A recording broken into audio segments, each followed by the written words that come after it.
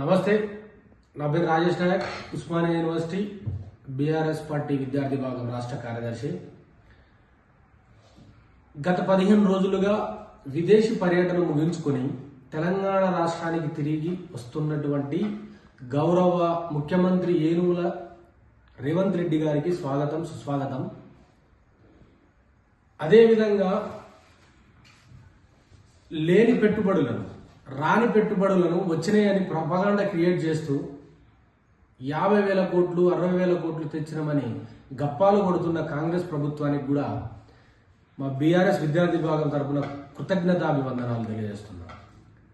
అయ్యా రేవంత్ రెడ్డి గారు, మీరు గత 15 రోజులుగా తెలంగాణ రాష్ట్రంలో లేకపోవడం వల్ల ఇక్కడ జరిగినటువంటి పరిణామాలు చాలానే ఉన్నాయి. అవి మీ దృష్టికి వచ్చే ఉంటాయి. మీకు సంబంధించిన ఇంటెలిజెన్స్ వ్యవస్థ కానీ, మీకు సంబంధించిన పాత్రికేయ మిత్రులు కానీ, మీకు భజన కొట్టే మీడియా మిత్రులు కానీ చెప్పే ఉంటారు. గురుకులాలలో విపరీతమైన మరణాలు జరిగినాయి విద్యార్థుల యొక్క. గత 8 నెలలుగా చూసుకుంటే 300కు పైగా విద్యార్థులు చచ్చిపోవడం జరిగింది. అది పాము కాటు ద్వారా కానీ, తేలుకాటు ద్వారా కానీ, విషాహారం తినడం ద్వారా కానీ మరణాలు జరిగింది. కావున మీరు వచ్చిన వెంబటే ఈ విద్యా వ్యవస్థలో కానీ, ఈ గురుకులాల వ్యవస్థలో కానీ జరుగుతున్న తప్పిదాల మీద రివ్యూ జరుపుతారని ఆశిస్తూ ఉన్నాం. అదేవిధంగా మీరు పోయిన తర్వాత ఈ 15 రోజుల్లో చాలా విపరీతమైన హత్యలు, మానభంగాలు తెలంగాణ రాష్ట్రంలో కోకల్లలుగా జరిగినాయి. దాదాపుగా 500కు పైగా జరిగినాయని వార్తలు వినిపిస్తూ ఉన్నాయి గత 8 నెలల కాలంలో.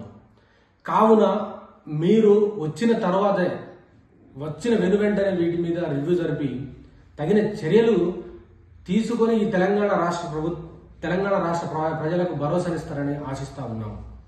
ఎందుకు మిమ్మల్ని ఈ డిమాండ్ చేస్తూ ఉన్నాము అంటే, మీ కింద విద్యాశాఖ మంత్రి కూడా మీ కిందనే ఉన్నది, అదేవిధంగా హోంశాఖ కూడా మీ కిందనే ఉన్నది, మున్సిపల్ శాఖ కూడా మీ కిందనే ఉన్నది. కాబట్టి మీరు దీనికి బాధ్యత వహిస్తూ వచ్చిన పిమ్మటే వీటి మీద మీరు రివ్యూ జరిపి తెలంగాణ రాష్ట్ర ప్రజలకు మీరు భరోసా ఇవ్వాల్సిన అవసరం ఎంతైనా ఉందని మేము విద్యార్థి విభాగం మేము డిమాండ్ చేస్తూ ఉన్నాము. అదేవిధంగా మున్సిపల్ శాఖ మీద కూడా రివ్యూ జరపాలి. అదేవిధంగా ఊళ్ళల్లో రైతులు చాలా విధాలుగా ఇబ్బందులు పడుతూ ఉన్నారు. రైతు రుణమాఫీ కాకుండా మాకు దాదాపుగా బీఆర్ఎస్ పార్టీ ఆఫీస్కి 70,000కు పైగా కంప్లైంట్స్ వచ్చాయి. వాటి మీద కూడా మీరు తక్షణమే 2 లక్షల లోపు తీసుకున్న రైతులకు మీరు రుణమాఫీ చేస్తామని చెప్పేసి హామీ ఇచ్చారు. ఆ మాట మీద కట్టుబడి దాని మీద రివ్యూ జరిపి తెలంగాణ రాష్ట్ర రైతులకు మీరు భరోసాగా నిలబడే. అదేవిధంగా మీ తమ్ముళ్ళు, మీ యొక్క తిరుపతి రెడ్డి కానీ, మీ తమ్ముడు ఇంకో కొండల రెడ్డి కానీ, జగదీష్ రెడ్డి కానీ, ఇంకో ఎవరెవరో అంతా మీ తమ్ముళ్ళు ఉన్నారు. వాళ్ళ యొక్క అరాచకాలు తారాస్థాయికి చేరినాయి. తెలంగాణ రాష్ట్రంలో అనాధికారికంగా వాళ్ళు అధికార కార్యక్రమాలలో పాల్గొంటున్నారు. అదేవిధంగా ఎటువంటి సంబంధం లేకుండా విచ్చలవిడితనంతో అధికార దాహాన్ని, అధికార దర్పాన్ని చూపెడుతున్నారు తెలంగాణలో. కాబట్టి మీరు ఇంట్లో కూర్చొని వారి మీద రివ్యూ జరపాలి. దయచేసి చెప్తున్నా, మీరు ఇంట్లో కూర్చొని యువతకు మీరు ఎటువంటి సందేశాన్ని ఇవ్వదలుచుకున్నారు? ఈ డ్రగ్ మీద మీరు అసలు ఏం చెయ్యలేదా? ఈ డ్రగ్ మీద మీరు ఉక్కుపాదం మోపలేరా? తెలంగాణ రాష్ట్రంలో డ్రగ్స్ విపరీతంగా చలామణి అయ్యి ఇవాళ యువత పక్కదారి పట్టే అవకాశం ఉన్నది. కాబట్టి మనకచ్చే ఇన్వెస్టర్లు రాకుండా పోయే ప్రమాదం ఉన్నది. కాబట్టి వచ్చిన తరుణమే మీరు విద్యాశాఖలో రివ్యూ జరపాలి, హోంశాఖలో రివ్యూ జరపాలి, మున్సిపల్ శాఖలో రివ్యూ జరపాలి.